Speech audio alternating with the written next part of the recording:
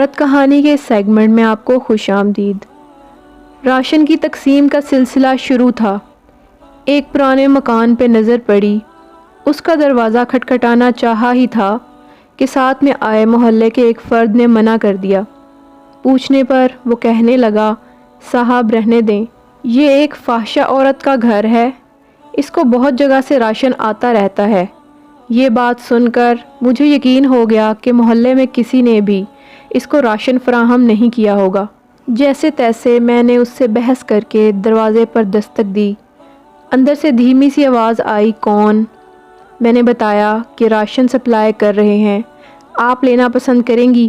تو انتہائی غمگین آواز آئی کہ آپ واپس چلے جائیں، پہلے ہی اس محلے کے لوگ ہمیں جینے نہیں دیتے، ہم گزارا کر لیں گے، آپ کی مہربانی آپ محلے کے شرفا میں تقسیم کر دیں۔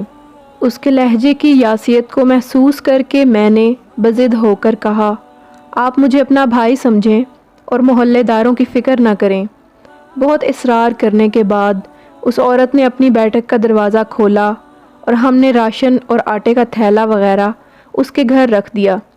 وہ عورت خود پردے میں آئی اور شکریہ ادا کرنے لگی، لیکن دل مطمئن نہیں تھا کیونکہ وہ باپردہ عورت لگ رہی تھی۔ محلے کا ایک فرد بھی میرے ساتھ تھا جو بار بار مجھے چلنے کے لیے کہہ رہا تھا۔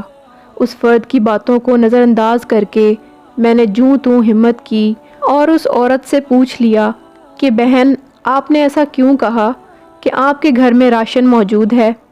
کہنے لگی، بھائی گھر میں آلو پڑے ہیں جو پچھلے ایک ہفتے سے بنا کے کھا رہے ہیں، محلے میں کسی نے خبر تک نہ لی، عورتیں میرے گھر نہیں آتی۔ اب میں نے پوچھا، ایسا کیوں ہے میری بہن؟ وہ بے کس عورت آنکھوں میں آنسو لیے بولی، میرے خاوند کو وفات پائے 2 سال کا عرصہ ہو گیا ہے۔ اس وقت بہت حالات اچھے تھے، میرے 2 بچے ہیں، کچھ وقت ٹھیک گزرا، میرے والد میرے لیے جتنا کر سکتے تھے کرتے رہے۔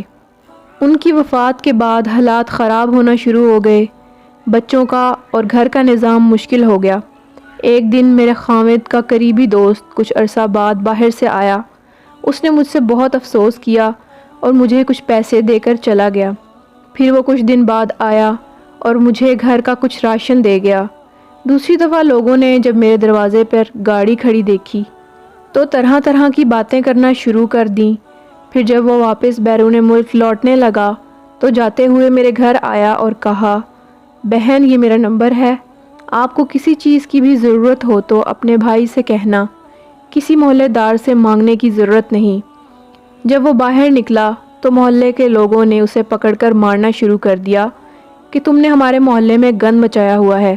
یہ سن کر میں نے چلانا شروع کر دیا کہ تم لوگوں نے میرا حال تک نہ پوچھا، اور اگر کوئی بھائی بن کر میرا خیال کر رہا ہے تو تم اسے بھی مار رہے ہو۔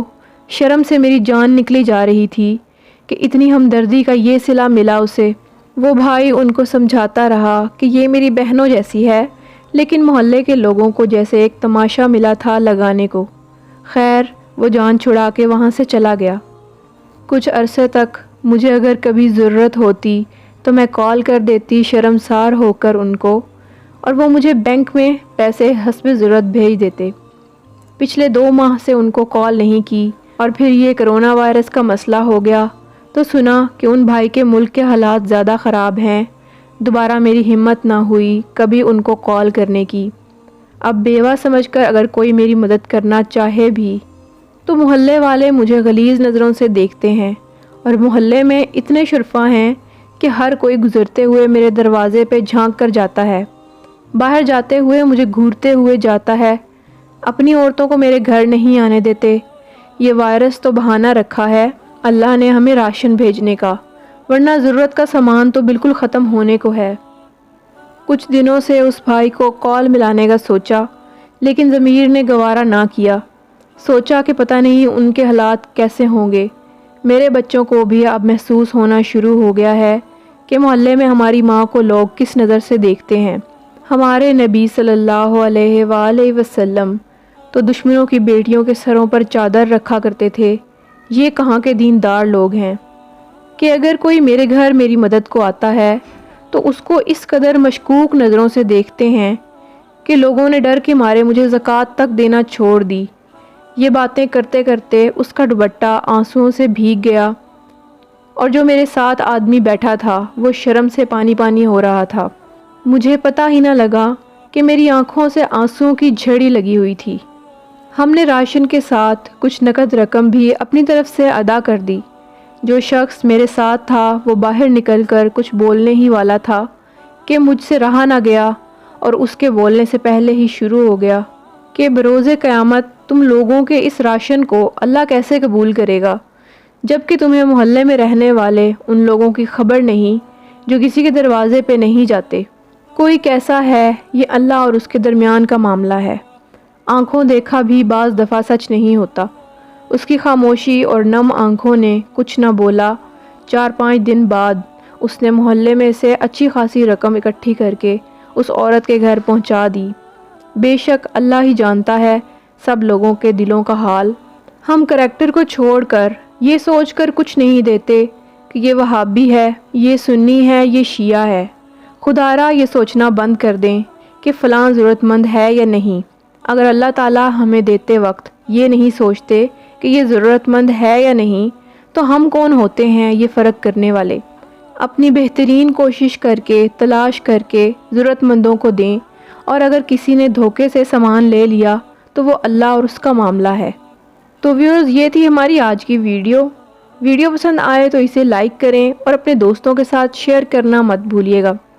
اسی طرح کی مزید ویڈیوز حاصل کرنے کے لیے ہمارے چینل کو سبسکرائب کریں۔ اپنا اور اپنے پیاروں کا بہت خیال رکھیں۔ اللہ نگہبان۔